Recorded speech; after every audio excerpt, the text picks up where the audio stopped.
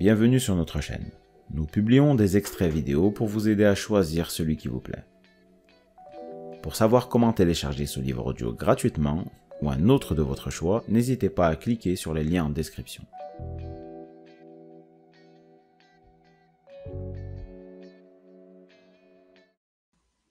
Verdâtre. J'attends que les algues ondulent vers la gauche et j'ai de nouveau cette vision. Un trait sombre, puis un autre encore, 4 formes identiques au fond du lac. Des pneus. Ce sont 4 pneus que j'ai devant moi. Si je n'étais pas aussi exténuée, je pourrais en rire. Le sonar disait vrai quand il me montrait l'image imprécise d'un objet d'une taille et d'une forme correspondant à ce que je cherchais au fond du lac. Sauf qu'il ne m'était jamais venu à l'idée que l'objet en question puisse être à l'envers. Je me secoue, le sentiment d'urgence provoque en moi un dernier sursaut de détermination. Tout le monde m'avait dit que je me trompais et s'était fichu de moi.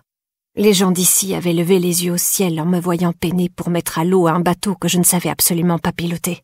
Ils m'avaient ouvertement traité de folle et avaient sans doute murmuré pire dans mon dos. Seulement voilà. Avance, cherche, nage, avant que le lac ne l'emporte. Combi, palme, les mots palpitent dans un coin de ma tête. Oxygène.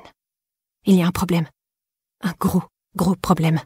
Mais je suis trop désorientée pour le résoudre. Je m'obstine, avance en luttant contre l'eau, contre l'asphyxie. Ils ont raison, je suis folle. Je suis une rebelle, une tête de mule, une irresponsable. Mais je ne suis pas vaincue. Pas encore, du moins. Arrivé au premier pneu, je m'accroche au caoutchouc visqueux pour me repérer. Vite, il ne me reste plus beaucoup de temps. C'est une roue arrière. Je me déplace en crabe le long de la carcasse couverte d'algues pour rejoindre la cabine. Et là, j'ouvre de grands yeux. Lani Whitehorse, 22 ans, serveuse, mère d'une fillette de 3 ans. Une femme qui avait depuis longtemps fait la preuve de son mauvais goût en matière d'homme.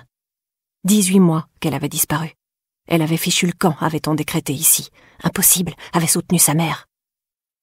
Et voilà qu'on retrouve Lani, piégée au fond d'un lac dangereusement proche du virage en épingle à cheveux qu'elle empruntait toutes les nuits à 2 heures du matin, à la fin de son service. Conformément à la conclusion à laquelle j'étais arrivée après m'être penchée pendant des mois sur des interrogatoires, des cartes et des rapports de police qui ne pesaient pas bien lourd. Avait-elle commis une erreur d'appréciation à l'approche de cette courbe qu'elle connaissait si bien? Avait-elle été surprise par un cerf sur la route? S'était-elle simplement endormie au volant, éreintée par une vie trop exigeante? Je n'ai pas toutes les réponses. Mais je peux au moins donner ça à sa mère, à sa fille. Lani, encore retenue par la ceinture bouclée il y a 18 mois, flotte dans l'habitacle, tête en bas, visage perdu dans le halo de sa chevelure noire de jais. Mes poumons ne me brûlent plus, mes vêtements ne pèsent plus des tonnes. À l'instant de refermer la main sur la poignée, je n'éprouve plus qu'un profond respect.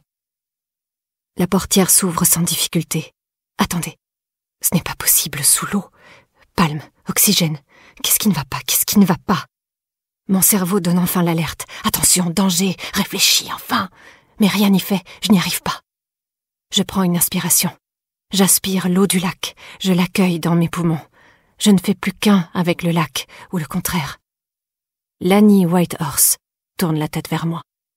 Elle me regarde avec ses orbites vides, sa bouche béante, son visage de squelette. « Trop tard, me dit-elle, trop tard !»